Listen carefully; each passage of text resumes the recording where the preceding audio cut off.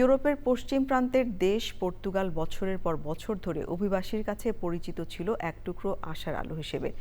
সম্প্রতি নানা জল্পনা কল্পনা, বিতর্ক আর আইনি মারপ্যাচের পর নাগরিকত্ব আইন নিয়ে চূড়ান্ত সিদ্ধান্ত নিল দেশটি। নাগরিকত্বের জন্য সেই 10 বছরের কঠিন নিয়মই বহাল থাকছে।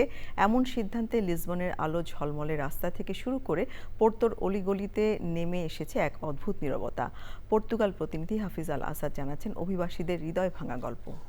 নতুন দেশ আর বুক ভরা স্বপ্ন নিয়ে চেনা পরিজন ছেড়ে অজানা এক দিগন্তে পাড়ি জমিয়েছেন লাখো অভিবাসী। পর্তুগালের অর্থনীতিকে সচল রাখতে দিনরাত পরিশ্রম করে যাচ্ছেন এই অভিবাসীরা।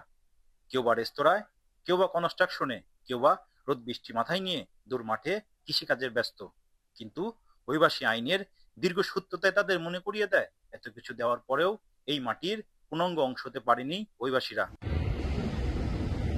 লিসবনের রেস্তোরাঁয় কর্মরত এসব অভিবাসী যুবকের চোখে চোখ রাখলেই দেখা যায় বুক ভরা ক্লান্তি আর চাপা হাহাকার, উদ্বেগ, নীরবতা, অনিশ্চিত ভবিষ্যতের শঙ্কা তাদের চোখে মুখে।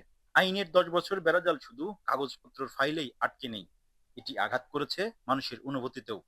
বৈধ কাগজপত্রের জটিলতায় আটকে থেকে অনেকেই বছরের পর বছর ধরে দেশে থাকা বৃদ্ধ মা বাবার কাছেও যেতে পারছেন না।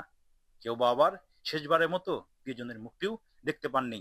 অতীতেও এই ধরনের বিভিন্ন মেয়াদের নাগরিকত্ব আইন ছিল, এটা চেঞ্জ হয়েছে, হইতে হইতে 5 বছরে এসে পৌঁছেছে।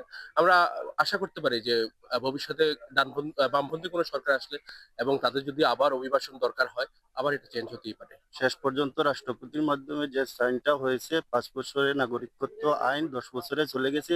এর জন্য আমরা যারা পর্তুগাল প্রবাসী আছি আমাদের অনেক হতাশাজনক। ফোনের ওপাশ থেকে আসা মায়ের কান্না, সন্তানের আকুতি কিংবা উৎসব আনন্দ সবকিছু বিসর্জন দিয়েছেন স্থায়ী ঠিকানার আশায়।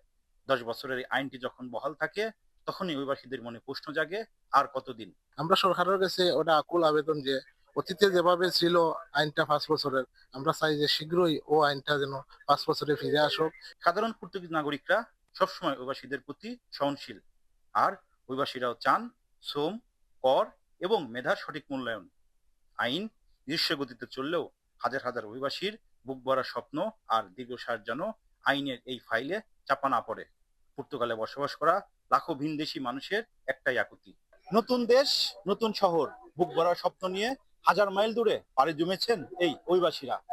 তারা এখনো বিশ্বাস করে নতুন দিগন্তে উদিত হবে নতুন সূর্য, কেটে যাবে সকল অন্ধকার। পর্তুগালের লিসবন থেকে হাফিজ আল আসাদ, চ্যানেল আই।